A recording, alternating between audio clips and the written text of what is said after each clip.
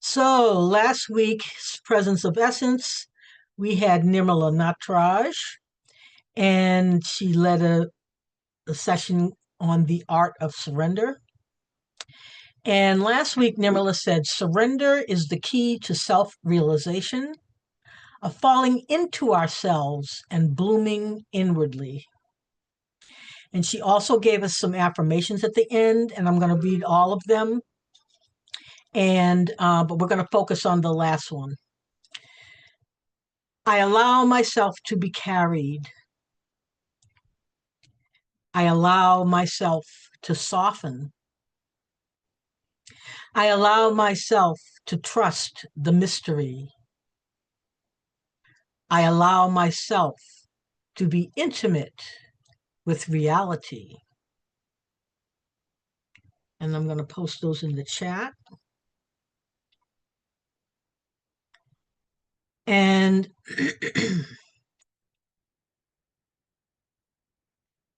so I'd like to continue this discussion on surrender by finding a synonym for it and discussing what being intimate with reality means, which is a way to practice surrender. And each of you is going to find a synonym for surrender, but I just want to remind us of what came out last week. So on the fearful side, people said that surrender meant weakness, defeat, power over, losing control, loss of individuality, fear of death. On the positive side, people said that surrender meant freedom, relaxed, peaceful, release, to melt, to trust. And my synonym for surrender is trust, which is short for unconditional trust in God. So, what word works for you as a synonym for surrender? So, we each have a name now that is a synonym for surrender. And to understand what it means to be intimate with reality, let's define those terms so that we can understand our relationship with them. So I looked up definitions for reality, and then I said a little bit more about it. Reality is what is. Reality is the way people, events, and you actually are without any facades, distortions, or filters. And this applies to both our inner and outer life.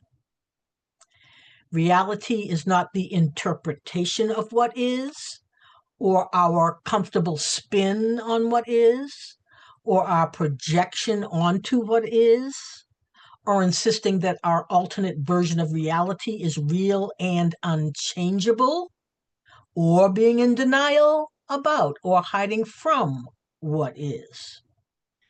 So I'm going to put a little bit of that first sentence up there into the chat. And now,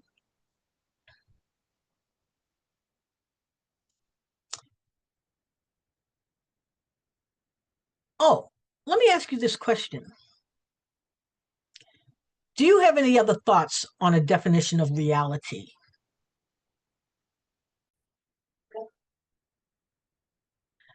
So the next word I want to define is intimate.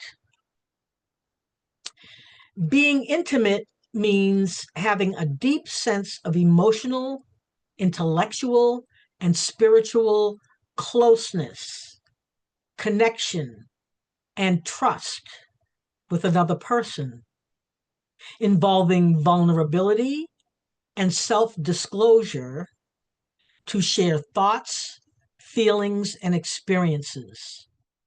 This creates a feeling of being truly known accepted, and loved for who you are.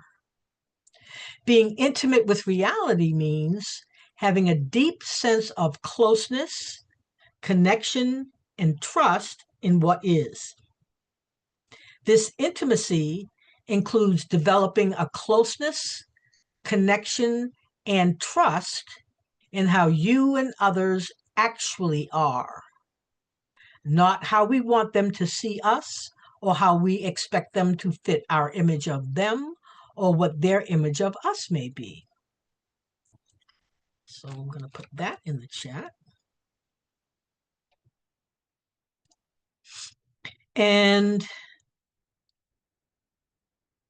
surrender to or accepting the knowledge and awareness of who you are as both human and divine, what has been hidden or denied. Let me read the first line for each one.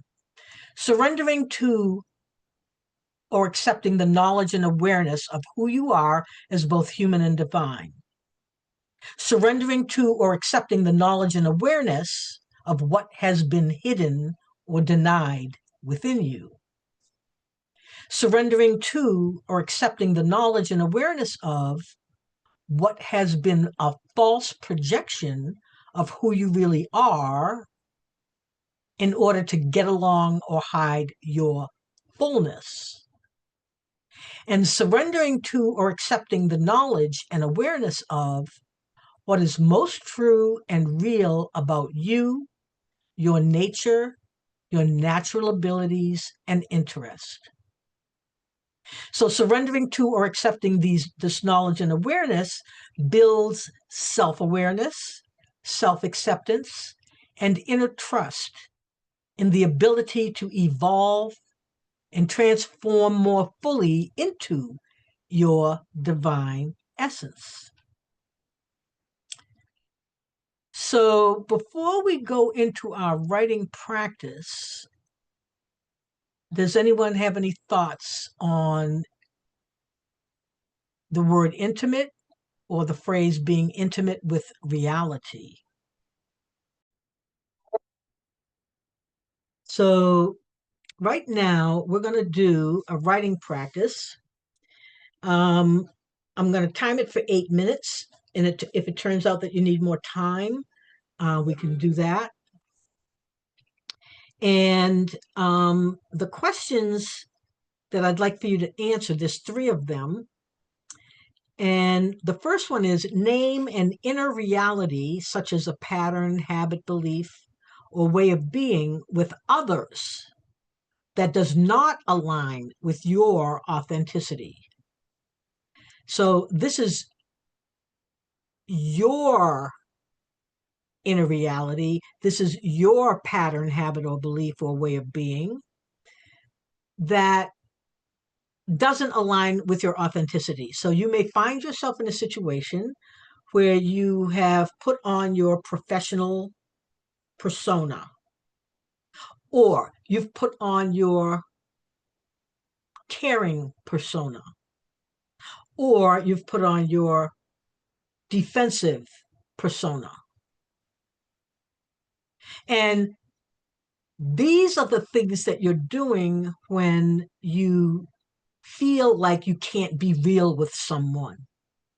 So that's the first thing you're going to do. Just name something that you know, like for example, I don't do it anymore, but I used to always say yes.